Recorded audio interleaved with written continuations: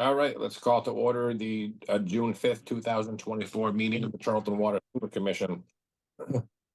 First up is Commissioners' Public Forum. Anybody here from the public that would like to speak? Hearing none. Moving on to the warrants abatements. Go ahead, Paul. Yeah, I would entertain a motion to approve what the heck are we here now? $96,143.21. Second, Roll call vote, please, Sue. Who made the first motion?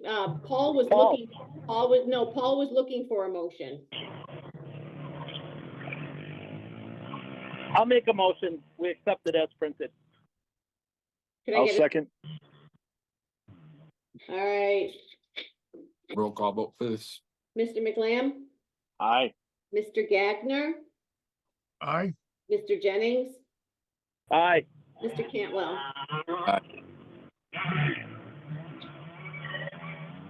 Could I get a motion for approval of the minutes from May 8th, 2024? I'll make a motion. We approve those minutes as printed. I'll second. All right, Mr. McLam, Aye. Mr. Gagner, Aye. Mr. Jennings, Aye. Mr. Cantwell. Aye. And then could I get a motion to approve the minutes from the joint meeting with the Board of Selectmen on May 28th, 2024? I'll make a motion. We approve the minutes from that joint meeting as printed. I'll I'll second. second it. All Roll right, call vote. Mr. McLam, Aye. Mr. Gagner, Aye. Mr. Jennings, Aye. Mr. Cantwell. Aye. Great. All right, moving on. Scheduled appointments. Vinny with Veolia with the MOR. Okay, we'll be covering the month of April 2024. The plant was staffed by myself, Grant Krisiak, Zach Campbell, and Amy Nassis. We completed Veolia's monthly inspection. We worked on developing a digital safety board that's still in development. It's one of Veolia's EHS recommendations. April 10th, Grant claimed he broke his hand while putting a plow on the truck, so we sent him out to the doctors, and they recommended light duty. They didn't find any breaks, so we gave him light duty for a week. Compliance for the month. The DMR was completed and entered into the CDX on May 15th. Charlton Wastewater Treatment Facility had 2 exceedances during the month of April. The first was effluent TSS. The weekly average was 18 milligrams per liter permitted, and we had a result of 19.4 milligrams per liter. The next was the effluent phosphorus monthly average. The permitted amount is 0.11 milligrams per liter, and we reported a 0.61. And those two kind of go hand in hand. If you have TSS, there's probably going to be phosphorus bound up in it. We're only running the 1 train of COMAG, and it's making it a little difficult when we have high flows to meet the permit. So the magnetite recovery drum failure, that's been putting the extra burden on. The drum was sent out. It's at Accurate Metal now. They're still in the process of putting new metal on it. It's kind of an interesting task. It's about the size of a 55-gallon drum, except it's full of magnets, so everything wants to stick to it, which makes it really tricky for them to work on. The DMR QA samples, we did our testing in-house. We're responsible for reporting pH. The pH reading we got in-house was 8.41. The water study determined the result was 8.43, which we were really close. The acceptable range is 8.23 to 8.63. So we were almost perfect on that test. We sent out the annual TCLP test results to Veolia and Cranston. That's a sludge profile test. They check a bunch of different parameters on just a spot load. They call us up, they say we want a test done, and we send out the samples. So we sent that out in the month of April. We read water meters and we performed some repairs.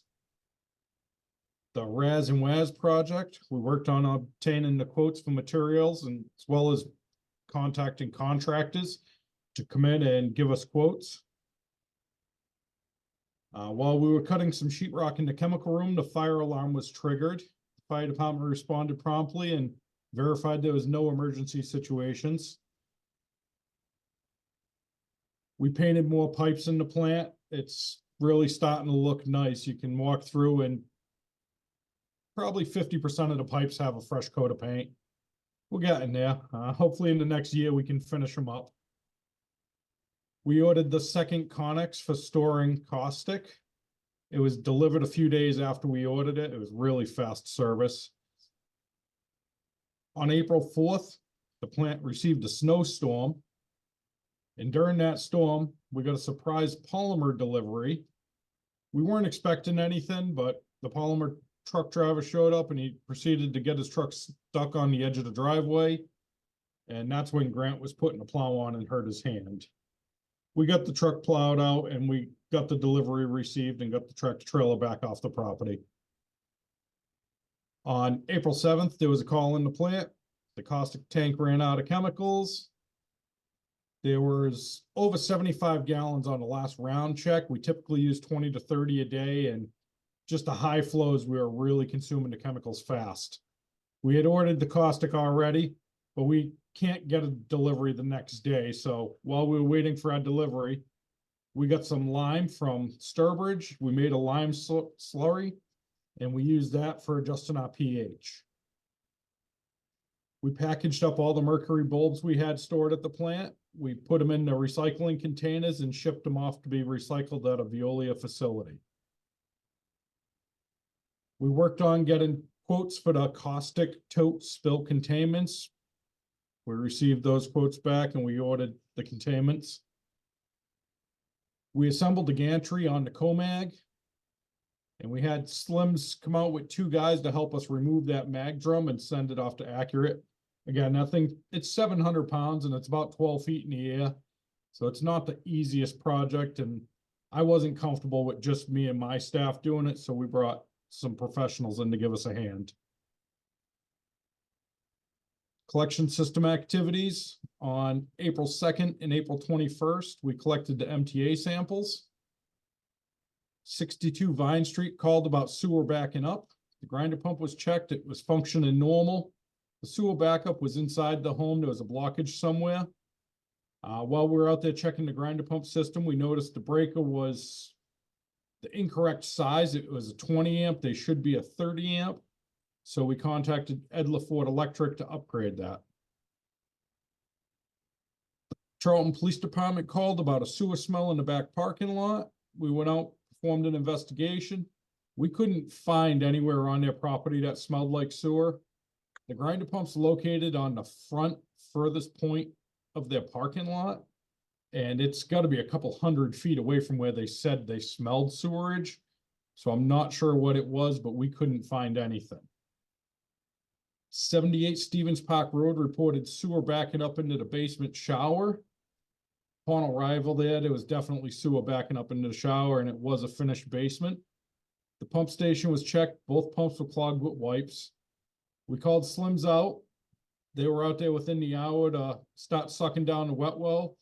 And while they did that, we pulled the pumps and began deragging them. The alarm dialer was checked for function. It said it called out, but the call was never received on the on-call cell phone. So the following day, we had LaFleur Electric out to troubleshoot that. And they found the phone line on the pole was bad, so we got Verizon out there to make the repairs. The next day, we notified all the appropriate parties of the SSO. Myself and Mr. Campwell went out and met the homeowners at 78 Stevens Park Road the following day, and we reassured them that the town would take responsibility.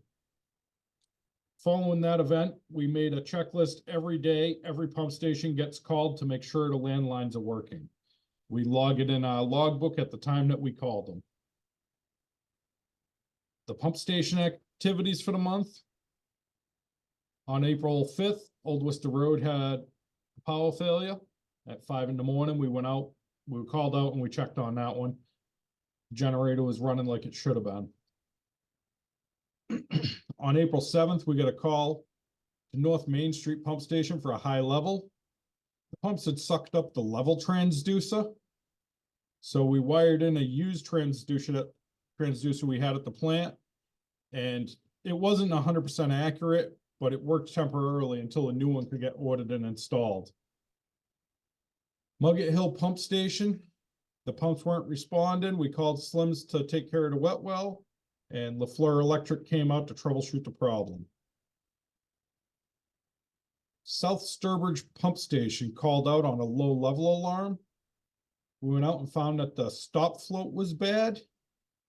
We wired in a temporary one. And 2 days later, we got a higher level alarm. And we went out to pull the pumps and clean them, and the chains had rotted off of both pumps, so we weren't able to pull the pumps out. Again, we called Slims. They cleaned the wet well. They came out with their crane truck. They did a confined space entry. They sent a guy down into the wet well. He hooked up the pumps, got them out of there. They put new chains on. We cleaned them and got that station back up and running. Let's see. LaFleur wired a mechanical timer into the aerator over at Vine Street, so it won't be running at night.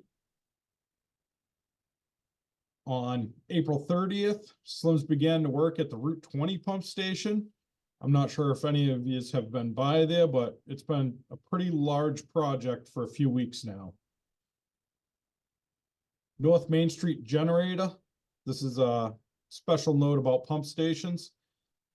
North Main Street generator failed to start again, and we called Hilltop Service out to diagnose it. And they said that the fuel pump needs to be rebuilt again. We just rebuilt this fuel pump maybe 6 months ago, and it's about a $4,000 job. This is the third time since I've been here that it's needed to be done. And I believe it was done twice before I was here. The mechanic showed me the fuel, and there's no lubricity in it. It feels really dried out, and it's a different color than diesel should be. So the last time they performed the job, they recommended us put some diesel fuel treatment in the tank, some conditioner, along with fresh diesel, and we did that. But apparently it wasn't good enough because the pump needs to be rebuilt again.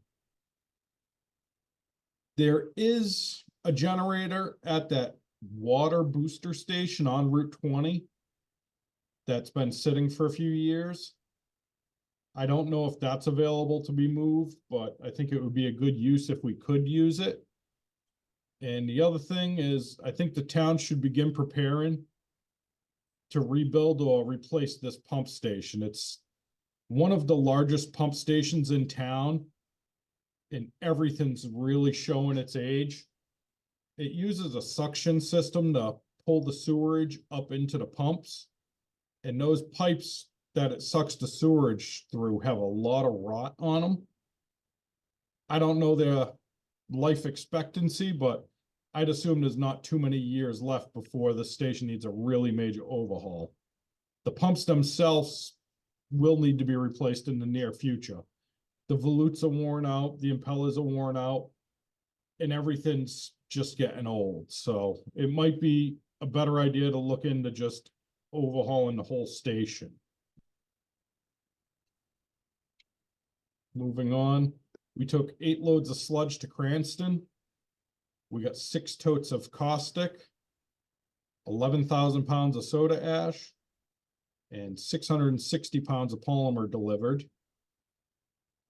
We had a few grinder pump calls during the month. We went to 59 North Sturbridge Road. There was a stuck float along with the breaker in the home was too small. There's a lot of these out there that 20 amp breakers, and it's supposed to be a 30 amp. And what happens is when the pump encounters any kind of load, it draws 20 amps. And there's no amperage left to run the alarm circuit, so it trips the breaker in the house. And now they get no alarm and their system backs up. So this should have been taken care of at the installation of these systems, but nobody did. The next one we had was 57 Old Worcester Road. We cleaned the floats. 61 North Sturbridge, which was right next door to the first one. We installed the redundant run circuit. Again, 20 amp breaker in the basement. We contacted Ed LaForte Electric to take care of that one as well. We went to 113 Osgood. This is a pretty new installation, maybe a year ago, if that. All the float wiring was really thin gauged wire. It's what was previously allowed. We had to fix all the connections because the wires were cracked in the wire nuts, barely making connection.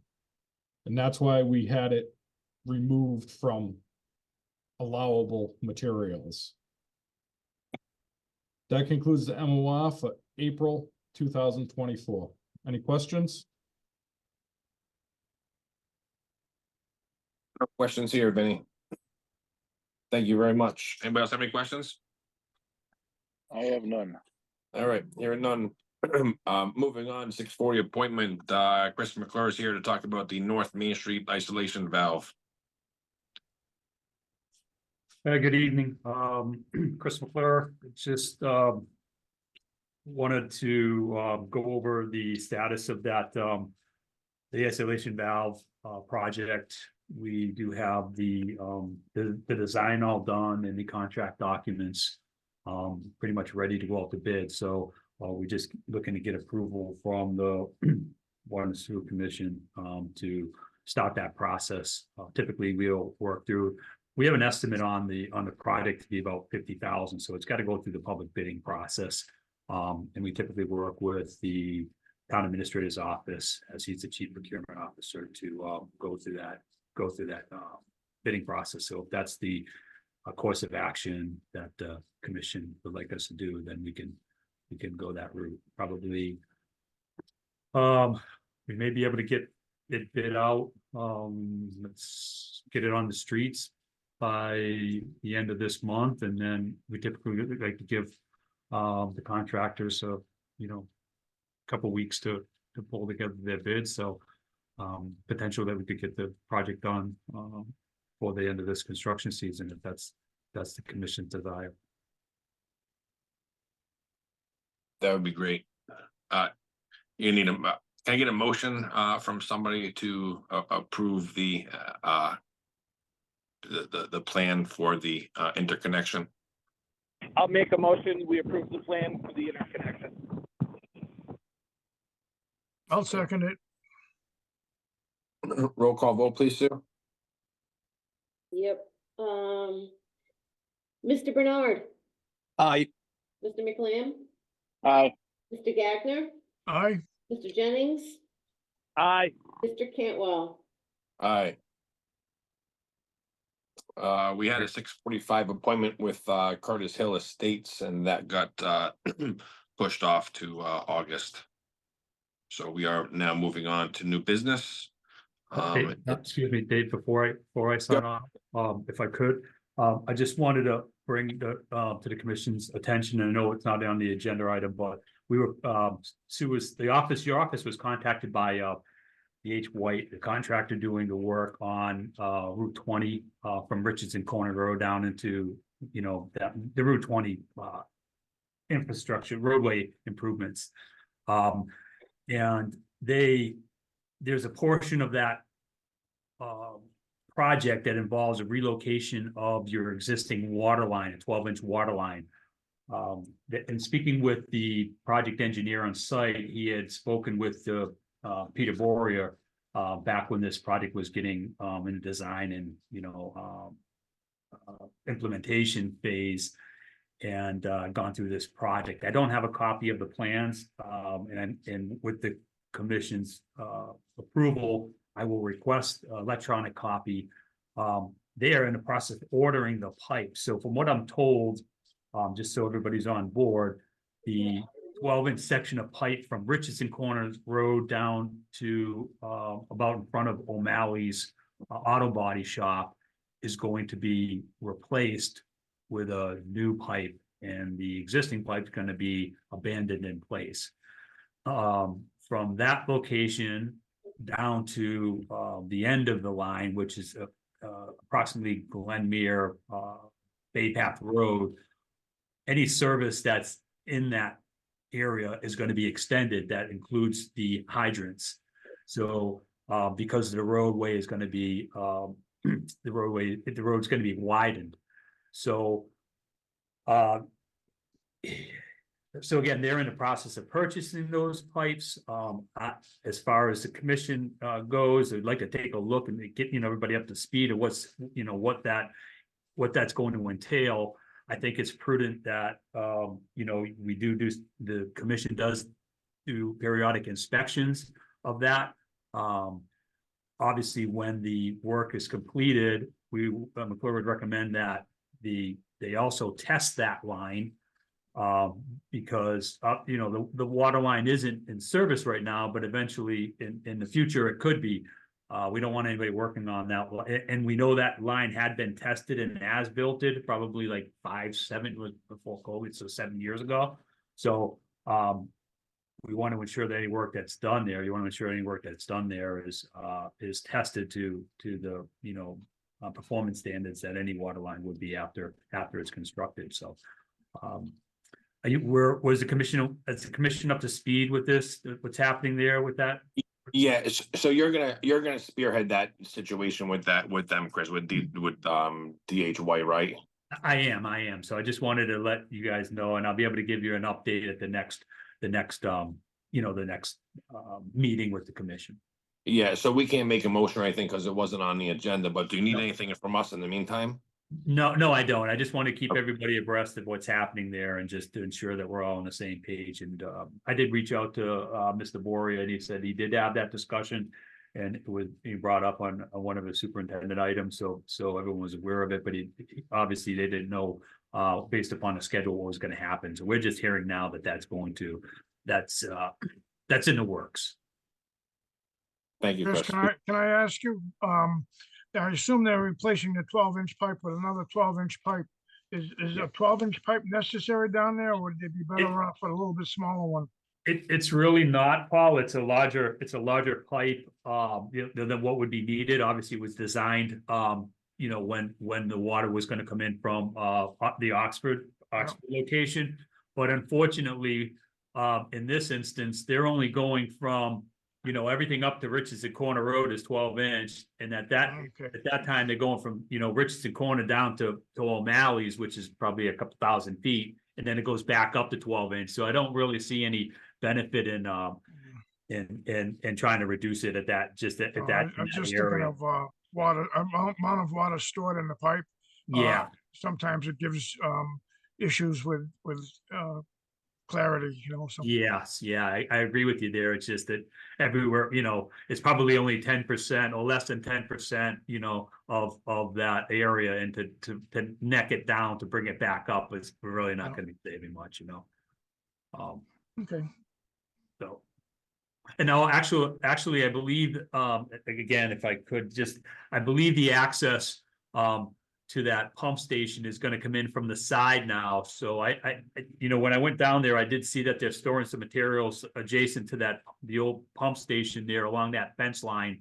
But that fence is that side of that fence is proposed to be replaced anyways, and the access, instead of coming off of Route 20, that gate would be on the eastbound side of the pump station rather than on the north side of it. So I'll make sure that that's addressed in as part of this process as well. Perfect. Thank you, Chris. Okay, Appreciate thank you for your time. Moving on to new business. Let's see here. Mr. Jennings, Lynn Dyer from Human Resources, and myself met and interviewed candidates for the managing director's position. I recommend that we appoint Cheryl Sebas to the new water and sewer managing director's position. I'll make a motion. We appoint Cheryl the managing director. I'll second it. Roll call vote, please, Sue.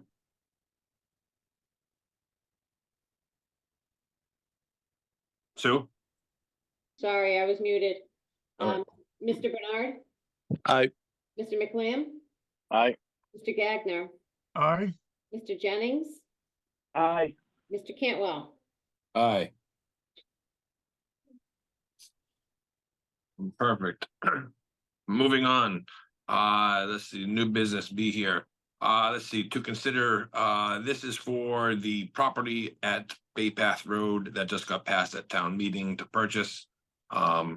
From the town, and as part of the process, we need to have this motion passed, which is pretty lengthy. I talked with Andrew today and he says we can have it, we can have a motion to make it, passed as written. So I'm assuming most of you guys have read this, or all of you have read this. So that's what we need a motion on this as part of I'll the make- Bay Path Road purchase. I'll make a motion that we accept this as printed. I'll second. Roll call vote, please, Sue. Mr. Bernard, Aye. Mr. McLam, Aye. Mr. Gagner, Aye. Mr. Jennings, Aye. Mr. Cantwell. Aye. Great. Old business, none at this time. Other business, just want to mention something that, I think we should do. The Stevens Park pump station that we talked about tonight that got clogged with baby wipes. There's not a lot of properties that go to that pump station.